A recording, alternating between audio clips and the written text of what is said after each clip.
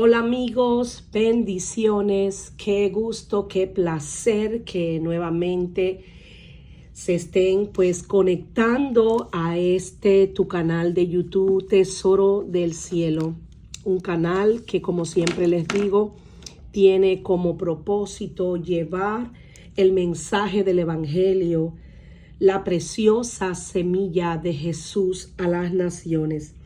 Hoy estaremos estudiando el Salmo 23, uno de los salmos más conocidos, sobre todo por el pueblo cristiano. Y este bellísimo salmo lleva por título Jehová, pastor de su pueblo.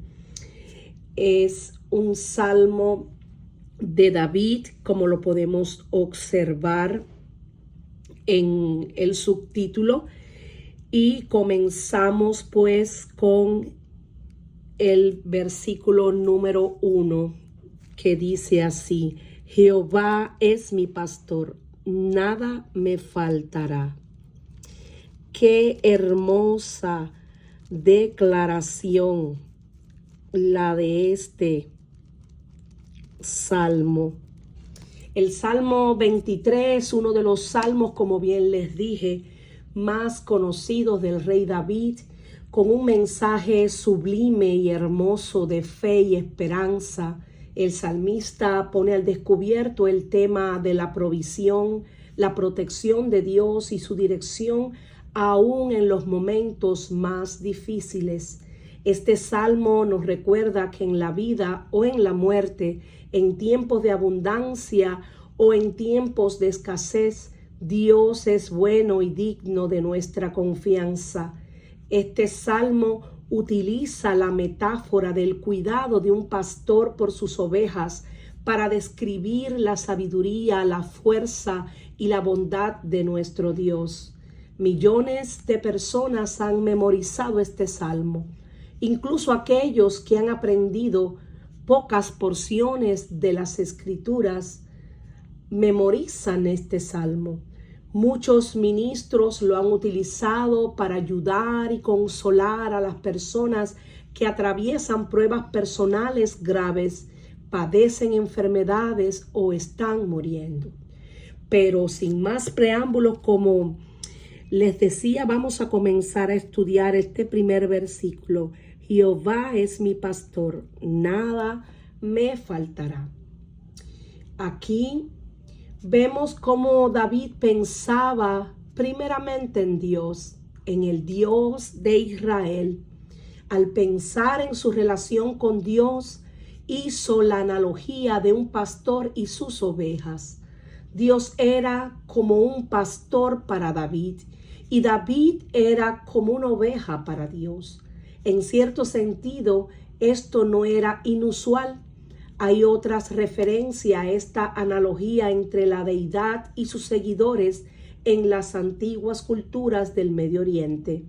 En todo el pensamiento oriental y muy definitivamente en la literatura bíblica, un rey es un pastor. Esto también en otras versiones significa lo siguiente: tú, Dios mío, eres mi pastor, contigo nada me falta. Y si leemos la versión de la traducción viviente, dice: el Señor es mi pastor, tengo todo lo que necesito. No es tengo todo lo que quiero, sino todo lo que realmente necesito. También es una idea familiar en toda la Biblia que el Señor es un pastor para su pueblo. La idea comienza ya en el libro del Génesis, donde Jacob llamó al Señor el pastor, la roca de Israel. Esto lo podemos encontrar en Génesis 49, 24.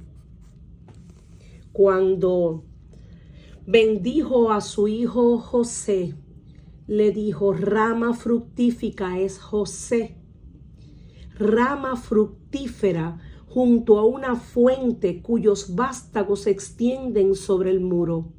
Le causaron amargura, le asaetearon y le aborrecieron los arqueros, mas su arca se mantuvo poderoso y los brazos de sus manos se fortalecieron por las manos del fuerte de Jacob, por el nombre del pastor, la roca de Israel, por el Dios de tu Padre, el cual te ayudará, por el Dios omnipotente, el cual te bendecirá con bendiciones de los cielos de arriba, con bendiciones del abismo que está abajo, con bendiciones de los pechos y del vientre. Qué hermoso, como aquí ustedes pueden observar, es una de las primeras veces en que se dice del Señor que es pastor y roca de Israel. En el Salmo 28:9, versículo 9, David invitó al Señor a pastorear al pueblo de Israel y a sustentarlos para siempre. El Salmo también 89:1.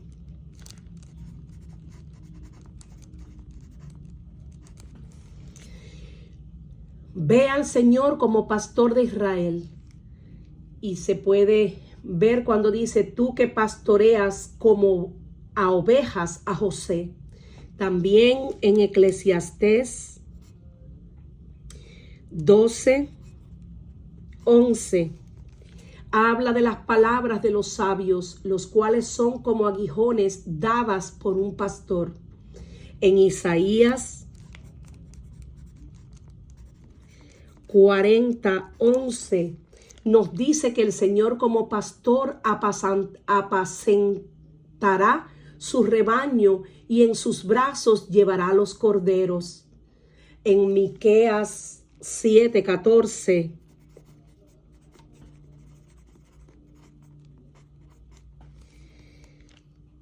invita al Señor a apacentar a su pueblo con su cayado, como en el tiempo pasado.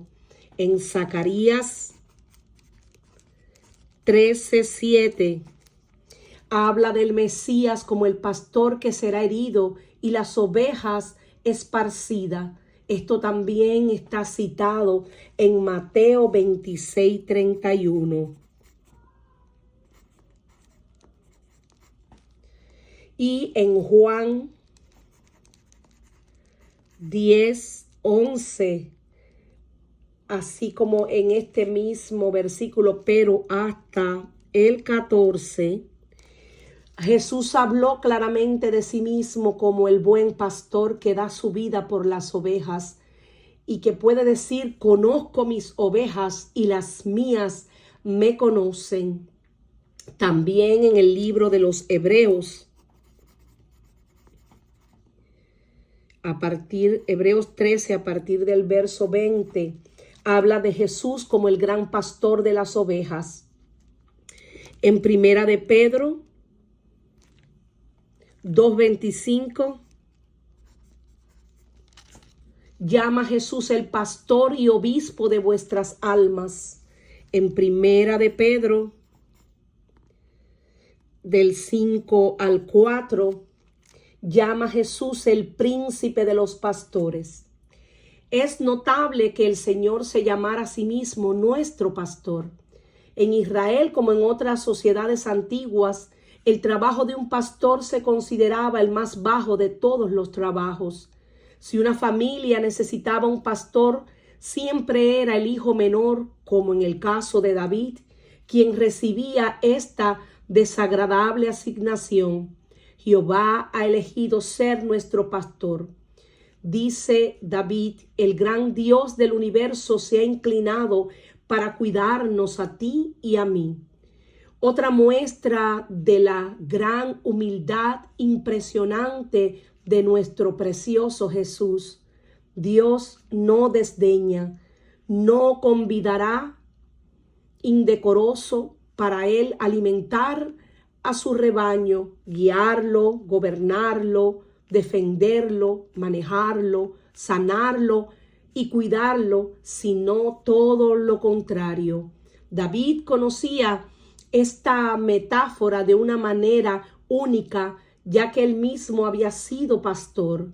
David usa la metáfora más completa e íntima encontrada hasta ahora en los Salmos, prefiriendo usualmente el rey o libertador más distante o la roca impersonal o escudo, mientras que el pastor vive con su rebaño y es todo para ellos, guía, médico y protector. Jehová es mi pastor. David conocía esto en un sentido personal. Él podía decir mi pastor. No era solo que el Señor era un pastor para otros en un sentido teórico. Él era un pastor personal y real para David mismo. Una oveja es un objeto de propiedad, no un animal salvaje. Su propietario le da mucha importancia y con frecuencia se compra a un precio excelente. Es bueno saber con tanta certeza como lo hizo David que pertenecemos al Señor. Hay un noble tono de confianza en esta frase. La palabra más dulce de toda la oración es este monosílabo, mi pastor. Este monosílabo, mi. Él no dice Jehová es el pastor de todo el mundo y dirige a la multitud como su rebaño, sino Jehová es mi pastor. Si él no fuera un pastor para nadie más, él es un pastor para mí. Él tiene cuidado de mí. Él me protege. Él me preserva. Y esto es un sentido de pertenencia, de que le pertenecemos a Dios, de que el Señor es nuestro y nosotros somos del Señor. De manera abrumadora, la idea detrás del papel de Dios como pastor es de interés y cuidado amoroso.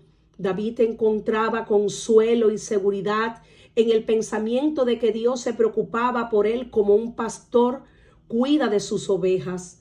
David sentía que necesitaba un pastor. Las personas arrogantes y autosuficientes no pueden entender este salmo, pero aquellos que sienten agudamente la necesidad y dependencia total y absoluta de Dios sí pueden decirlo. Los pobres de espíritu que Jesús describió en el Sermón del Monte en Mateo 5:2 encuentran un gran consuelo en la idea de que Dios puede ser un pastor para aquellos en un sentido personal. Spurgeon dijo que antes de que un hombre pueda decir verdaderamente Jehová es mi pastor, primero debe sentirse una oveja por naturaleza, porque no puede saber que Dios es su pastor a menos que sienta en sí mismo que tiene la naturaleza de una oveja. Debe relacionarse con una oveja en su necedad, su dependencia y en esa naturaleza deformada de su voluntad. Una oveja, según Aristóteles, es una criatura insensata y perezosa, más apta de cualquier cosa para perderse, aunque no sienta necesidad y sea incapaz de regresar. Una oveja no puede moverse para salvarse de las tempestades o inundaciones. Allí ésta perecerá si no es dirigida por su pastor. Y bueno, este término, nada me faltará. Para David, el hecho del cuidado pastoril de Dios fue el fin de la necesidad insatisfecha. Dijo, nada me faltará, tanto como una declaración como una decisión. Nada me faltará significa todas mis necesidades son suplidas, están cubiertas por el Señor, porque Él es mi pastor. Y cuando vamos a hacer el análisis del segundo verso, en lugares de delicados pastos me hará descansar, junto a aguas de reposo me pastoreará. Me haces descansar en verdes pastos, y para calmar mi sed me llevas a tranquilas aguas, diría la versión de la traducción al lenguaje actual. Pero en otra versión dice, en verdes prados me deja descansar, me conduce junto a arroyos tranquilos. El Señor como pastor sabía cómo hacer que David descansara cuando lo necesitaba. Así como un pastor literal cuidaría de sus ovejas, la implicación es que una oveja no siempre sabe lo que necesita y lo que es mejor para ella, por lo que necesita, valga la redundancia, la ayuda del pastor. La imagen más hermosa que ofrece el mundo natural se representa aquí a la imaginación, la de un rebaño que se alimenta en verdes prados y reposa en la quietud junto a los ríos de agua cristalina que corren suavemente a través de ellos. En lugares de delicados pastos me hará descansar. El pastor también conocía los buenos lugares para hacer descansar a sus ovejas. Él guía fielmente a las ovejas a delicados pastos. Un pastor siempre cuida de sus ovejas. Las ovejas no se acuestan fácilmente y no lo harán a menos que se cumplan 4 condiciones. Debido a que son tímidas, no se acostarán si tienen miedo. Debido a que son animales sociales, no se acostarán si hay fricción entre ellas. Si las moscas o los parásitos las molestan, no se acostarán. Finalmente, si las ovejas están ansiosas por la comida o tienen hambre, no se acostarán. El descanso viene porque el pastor se ha enfrentado al miedo, ha enfrentado la fricción, ha enfrentado todos los insectos que vienen a perturbarlas, ha saciado el hambre de su rebaño. Junto a aguas de reposo me pastoreará. El pastor sabe cuándo las ovejas necesitan delicados pastos y conoce cuándo las ovejas necesitan aguas de reposo. Las imágenes son ricas en la sensación de comodidad, cuidado y descanso. Delicados pastos. En lugares de delicados pastos me hará descansar. Junto a aguas de reposo me pastoreará. Y esto nos da la idea de un lugar muy hermoso, donde ciertamente el pastor está mirando todo el tiempo y está observando cada movimiento para poder proteger a sus ovejas. Las imágenes, como bien les decía, de los delicados pastos se refiere tanto al alimento físico como a ese alimento espiritual. Una oveja no se alimenta de cualquier planta. Tiene que ser pasto verde y de preferencia fresco. Dios nos da su palabra como alimento espiritual. Ciertamente, como dice Primera de Corintios,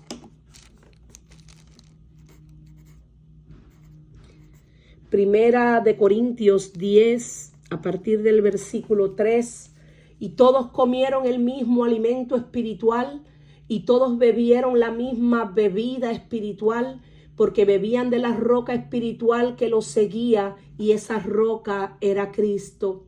Su palabra es pan del cielo, agua de vida, medicina a nuestros huesos, nos vivifica y nos sustenta. Desde el principio Dios nos bendijo y nos dio alimento.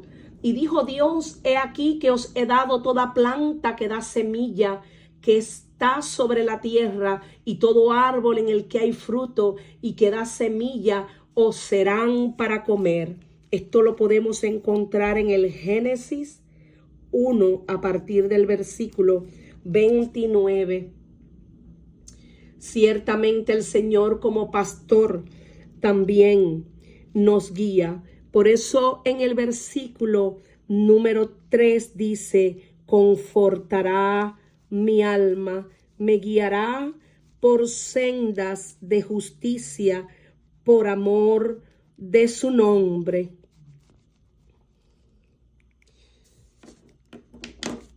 Me das nuevas fuerzas y me guías por el mejor camino, porque así eres tú.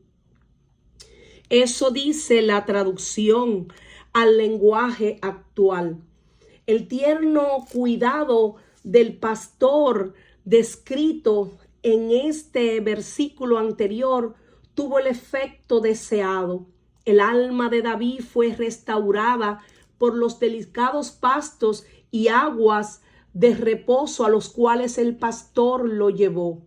Confortará, según el diccionario de la Real Academia, significa da vigor, espíritu y fuerza a alguien, animar, alentar, consolar a una persona afligida. Pero en hebreo las palabras confortará mi alma pueden significar me traerá hacia el arrepentimiento o la conversión. Me guiará. El pastor era un guía. Las ovejas no necesitaban saber dónde estaban los delicados pastos o las aguas de reposo. Todo lo que necesitaba saber era dónde estaba el pastor. Asimismo, el Señor guiaría a David hacia lo que él necesitaba. Y esto también me hace acordar el pasaje cuando Jesús parte al cielo, le dice a sus discípulos: yo no los dejaré huérfanos, yo les enviaré el otro consolador, el cual estará con vosotros todos los días hasta el fin del mundo. Y esto refiriéndose al precioso Espíritu de Dios, que dice la Escritura que nos guía a toda verdad. Ciertamente Dios nunca abandona a su pueblo. Ciertamente Dios es el único que nos guía en toda circunstancia, en todo momento. Él siempre permanece, independientemente de cualquier situación por la que tengamos pues que atravesar.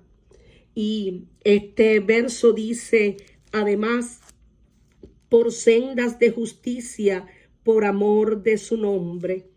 Y cuando hace referencia a las sendas de justicia, el liderazgo del pastor no solo consolaba y restauraba a David, también guiaba a sus ovejas a la justicia. La dirección de Dios sobre David tenía un aspecto moral. Desde entonces son conducidas por la senda de la justicia en el camino de la santa obediencia.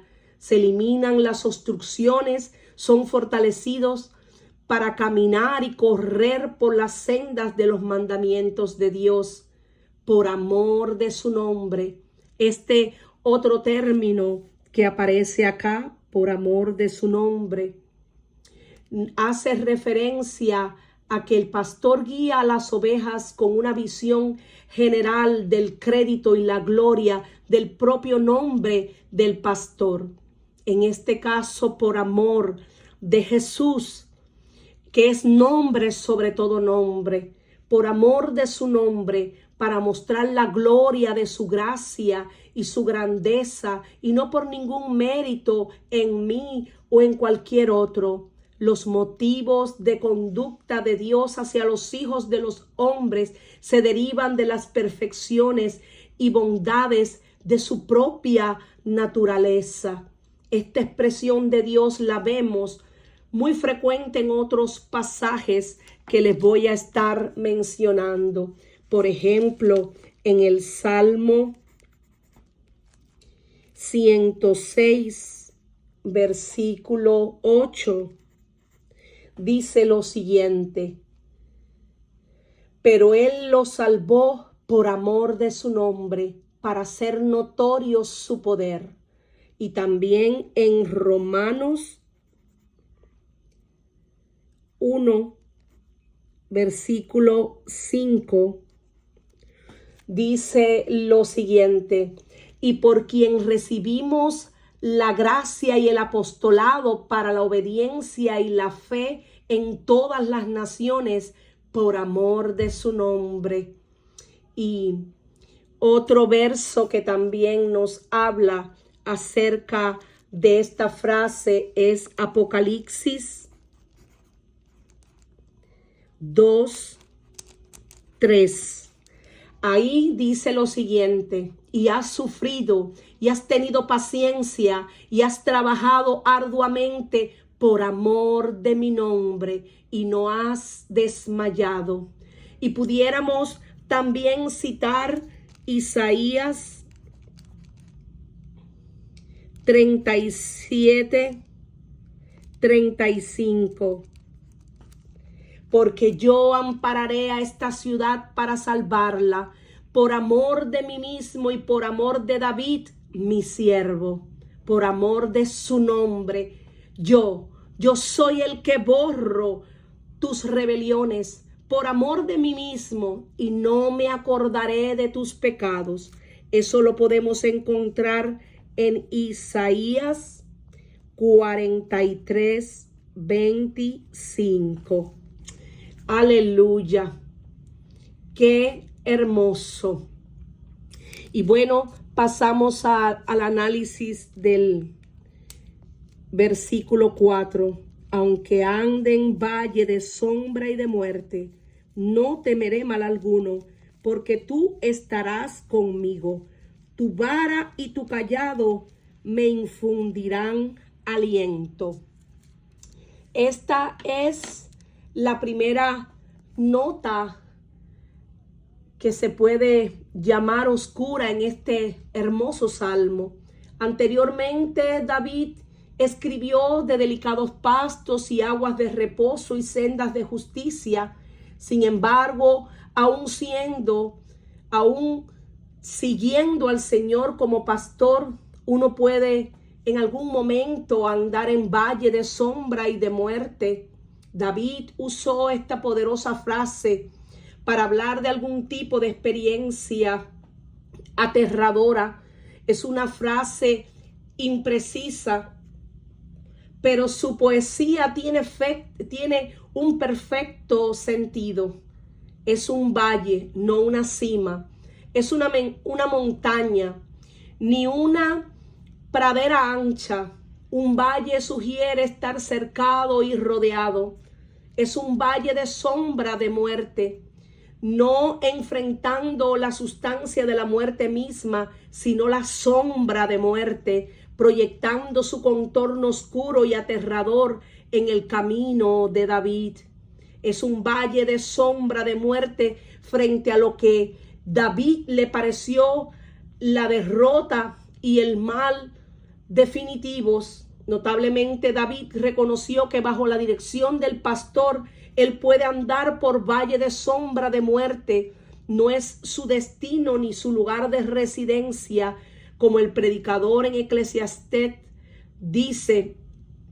David podría decir que toda la vida se vive bajo la sombra de muerte, y es la presencia consciente del Señor como pastor lo que la hace soportable. Esta línea especialmente sugerente, como cuando leemos el Salmo con la mirada puesta en Jesús, el gran pastor, entendemos que una sombra no es tangible, sino que es proyectada por algo que sí lo es. Se puede decir con razón que nos enfrentamos solo a la sombra de la muerte, porque Jesús tomó la realidad plena de la muerte en nuestro lugar. Aunque ande en valle de sombra de muerte, ciertamente Jesús murió, pero resucitó. Él vino para darnos vida y vida en abundancia. Ciertamente Jesús venció a la muerte y al pecado.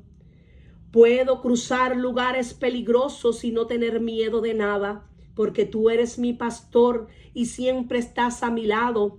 me guías por buen camino y me llenas de confianza. Esto podemos encontrarlo en la traducción al lenguaje actual. Esta línea del Salmo y el Salmo en su totalidad ha demostrado ser preciosa para muchos cristianos a través de los siglos. Han sido consolados, hemos sido fortalecidos, confortados por el pensamiento del que el Señor nos pastorea por el valle. No importa si es el valle de sombra o de muerte, no importa si es el valle de la decisión, no importa si es el valle de las lágrimas.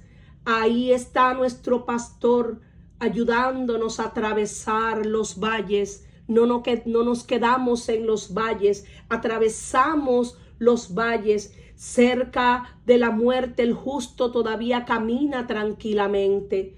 No necesita acelerar el paso en alarma o pánico. Cerca de la muerte, el santo no camina por el valle, sino a través del valle. Y esto me recuerda otro valle que se los acabé de mencionar hace unos minutos. Atravesando el valle de las lágrimas, dice la Escritura, lo cambian en fuente. Cuando la lluvia llena los estanques, irán de poder en poder. Verán a Dios en Sión. Esto podemos encontrarlo en el Salmo 84. Versículo 6 hasta el 7. Y también pues estudiando encontré esta frase de Spurgeon que me gustó muchísimo y dice: la muerte en su sustancia ha sido eliminada y solo queda su sombra. Nadie le teme a una sombra, porque una sombra no puede detener el camino de un hombre ni por un momento. La sombra de un perro no puede morder. La sombra de una espada no puede matar. La sombra de la muerte no puede destruirnos. Y es que, ¿cómo va a destruirnos si ya Jesús venció a la muerte? Gloria sea al Señor, aleluya. Cristo es la resurrección y la vida. Le creemos a Jesús y como le amamos y obedecemos, tenemos vida y vida en abundancia. Ciertamente, Él es nuestra vida. Él nos guiará aún más allá de la muerte. No temeré mal alguno. A pesar de toda asociación oscura con la idea del valle de sombra de muerte, David podía decir resueltamente esto, porque estaba bajo el cuidado del Señor su pastor. Incluso en un lugar espantoso, la presencia del pastor desterraba el temor al mal. Podríamos decir que la presencia del pastor no eliminó la presencia del mal, pero ciertamente el temor al mal sí lo eliminó, porque tú estarás conmigo. Esto enfatiza que es la presencia misma de Dios, del pastor que eliminó el temor al mal por sus ovejas. Independientemente de su entorno actual, David podía mirar el hecho de la presencia pastoril de Dios y saber: tú estarás conmigo y no temeré mal alguno. Hablamos de un David que se enfrentó a leones, de un David que como guerrero se enfrentó a los osos, de un David que se enfrentó a un gigante, a Goliat, pero él no temió mal alguno, porque él estaba convencido de que Dios, su pastor, nuevamente intervendría, nuevamente lo defendería, nuevamente lo salvaría de las garras de su adversario. Significativamente, este es el momento más peligroso descrito en este salmo. El Señor como pastor ahora está en segunda persona. Vamos a leer este verso. Aderezas mesa delante de mí en presencia de mis angustiadores. Unges mi cabeza con aceite, mi copa está rebosando.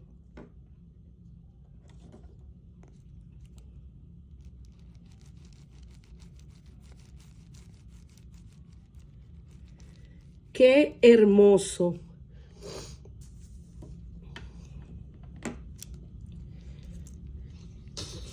Qué hermoso. Pero antes de hacer el análisis de estos dos, vamos a continuar con esta parte. Pues no quiero dejarla sin antes analizar lo que significa tu vara y tu callado me infundirán aliento. De eso era de lo que les quería hablar, de este tú. Significativamente es en el momento peligroso, como les decía, descrito en este salmo, en el que el término él es cambiado por tú. El Señor como pastor ahora está en segunda persona. Tu vara y tu callado me infundirán aliento. La vara y el callado eran instrumentos usados por un pastor. La idea es un bastón resistente utilizado para guiar suavemente tanto como sea posible a las ovejas y protegerla de posibles depredadores. Existe cierto debate entre los comentaristas sobre si David tenía la idea de dos instrumentos separados, la vara y el callado, a un instrumento usado en dos maneras. La palabra hebrea para vara, shaibet, aquí aparece significar simplemente un palo con una variedad de aplicaciones. La palabra hebrea para callado, michai, no, parece hablar de un soporte en el sentido de un bastón. Perdonen si no pronuncio bien estos términos, pero ciertamente trato de leer lo más exacto el término que aparece. La vara, la estaca utilizada en el cinto y el callado para caminar y rodear el rebaño eran el arma y el implemento del pastor, el primero para defensa, como bien refiere Primera de Samuel, versículo 17:35, y el último para el control, ya que la disciplina es seguridad. La vara y el callado parecen ser dos nombres para un mismo instrumento que se usaba tanto para golpear a los animales depredadores como para dirigir a las ovejas. Este instrumento o instrumentos de dirección infundían aliento a David, lo ayudaba aún en el valle de sombra de muerte, saber que Dios lo guiaba aún a través de la corrección.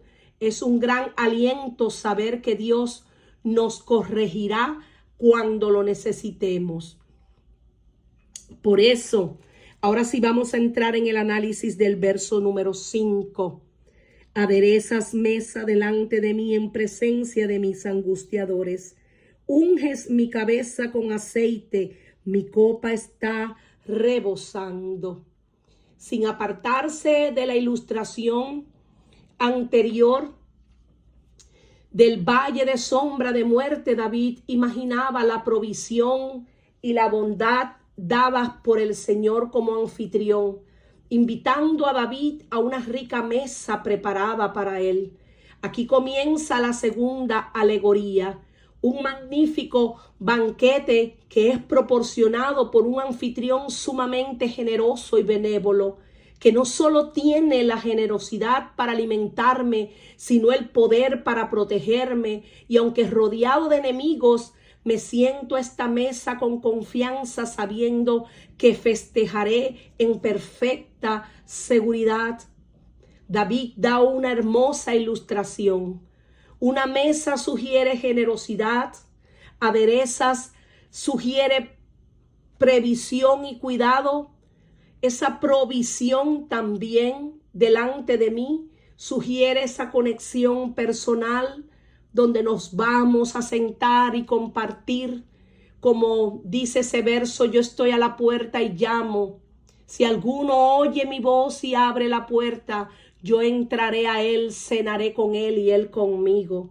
Es la presencia misma de Dios en nuestros corazones. Cuando nosotros abrimos nuestro corazón a Jesús y le aceptamos como único Dios, Señor y Salvador, ciertamente el Espíritu Santo viene a morar en nuestras vidas. Somos el templo del Espíritu y nunca más ya estaremos solos, nunca más ya estaremos distantes de Dios, sino todo lo contrario, porque ciertamente Jesús vino a revelarnos a su Padre, vino a reconciliarnos con Él, a reconciliar al hombre con Dios, porque Jesús vino a esta tierra no a condenar al mundo, sino a que el mundo fuese salvo por Él.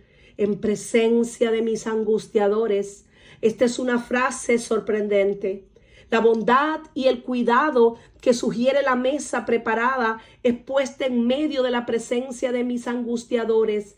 El cuidado y el interés del anfitrión no eliminan la presencia de esos angustiadores, pero permite la experiencia de la bondad y la generosidad de Dios incluso en medio de ellos. Cuando un soldado está en presencia de sus enemigos, si come algo, toma una comida apresurada y se apresura para la pelea. Pero observa, aquí dice, tú preparas una mesa, tal como lo hace una sirvienta cuando desdobla el mantel de damasco y muestra los adornos de la fiesta en una ocasión tranquila y corriente. Nada se apresura, no hay confusión, no hay disturbios. El enemigo está a la puerta y sin embargo Dios prepara una mesa. Y esto, el cristiano se sienta y come como si todo estuviera en perfecta paz. Aunque se enojen mis enemigos, tú me ofreces un banquete y me llenas de felicidad, me das un trato especial. Unges mi cabeza con aceite. Mi copa está rebosando y este aceite tipifica la misma presencia gloriosa de Dios. Ciertamente aquellos que muchas veces nos angustian, aquellos que muchas veces nos hacen la guerra, Dios no los hace desaparecer, sino que en presencia de ellos, ahí mismo donde nos afligen, en el mismo lugar donde nos hacen sentir mal, allí es donde Dios se glorifica en nuestras vidas, en presencia de ellos, para que ellos también reconozcan que nuestro Dios nos ama, que nuestro Dios nos protege, que nuestro Dios nos cuida, que nuestro Dios nos redime, que nuestro Dios alza nuestra cabeza y es el mismo el que nos ayuda. Gloria sea al Señor.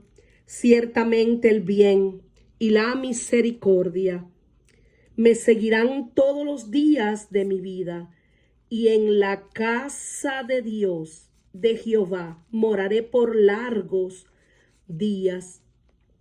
Aleluya. El cuidado del anfitrión traía el bien y la misericordia de Dios para David. Él vivía en la fiel expectativa de que continuará todos los días de su vida sirviendo a Dios, glorificando a Dios, cantándole salmos a Dios en su misma presencia. Misericordia es la palabra del pacto que se traduce amor inquebrantable en otros lugares. junto con el bien que sugiere la amabilidad y el apoyo constante con los que se puede contar entre las familias o los buenos amigos. En la casa de Jehová moraré por largos días. El salmo termina con la más tranquila seguridad de que disfrutará de la presencia del Señor por la eternidad, tanto en sus días en esta tierra como más allá. En el mundo antiguo testamento, comer y beber en la mesa de alguien creaba un vínculo de lealtad. Esto lo podemos observar en el Antiguo Testamento, de la lealtad mutua y que podía ser la señal culminante de un pacto. Entonces, ser invitado de Dios es ser más que un conocido, invitado por un día. Es más que eso, es también vivir con Él. Y esto me recuerda ese pasaje cuando Abraham fue visitado por Dios mismo y puso la mesa y se sentó a conversar con el Señor. Pero también me recuerda cuando Marta y María estaban en la casa y preparaba Marta la cena y María estaba a los pies de Jesús escuchándole hablar. Yo estoy completamente segura de que tu bondad y tu amor me acompañarán mientras yo viva, Jesús, y de que para siempre viviré donde tú vives. Por eso me encantan las palabras de este versículo que aparece, o mejor dicho, de este pasaje que aparece en San Juan 14, del 1 al 7. Les invito que lo estudien. No se turbe vuestro corazón. ¿Creéis en Dios? Creed también en mí. En la casa de mi Padre muchas moradas hay. Si así no fuera, yo os lo hubiera dicho. Voy pues a preparar lugar para vosotros. Si me fuere y os prepararé lugar, vendré otra vez y os tomaré a mí mismo, para que donde yo estoy, vosotros también estéis. Y sabéis a dónde voy, y sabéis el camino. Le dijo Tomás: Señor, no sabemos a dónde vas. ¿Cómo pues podemos saber el camino? Jesús le dijo: Yo soy el camino y la verdad y la vida. Nadie viene al Padre sino por mí. Si me conocéis, también a mi Padre conoceríais, y desde ahora le conocéis y le habéis visto. Aleluya. Ciertamente el bien de Dios, la bondad de Dios, la misericordia, que es ese amor que realmente no merecemos, pero que Dios nos los da y nos renueva cada mañana, me seguirán todos los días de nuestras vidas. Ciertamente su bien y su misericordia, sus bendiciones nos seguirán y nos alcanzarán. Y en la casa de Jehová moraré por largos días. Tenemos que dar gracias a Dios por ese don inefable que es la salvación y la vida eterna. Ciertamente su bondad y su amor inagotable nos seguirán todos los días de nuestra vida. En la casa del Señor moraremos por siempre. Y bueno, mis amados, con este hermoso versículo me despido. Espero que esta enseñanza haya sido de gran bendición para todos. Y una vez más, le doy las gracias por haberse conectado y solamente les pido, si no te has suscrito, suscríbete, porque vamos a seguir cada día aprendiendo más acerca de nuestro precioso Señor Jesucristo. Cada día pues vamos a ir adentrándonos más en el río del Espíritu, más profundamente, aprendiendo de la preciosa palabra de Dios. Que el Señor me les bendiga. Comparte este video con otros, con tus amigos, con conocidos, para que a ellos también les llegue el mensaje de vida y de esperanza. Un abrazo y muchas bendiciones para todos. Feliz día.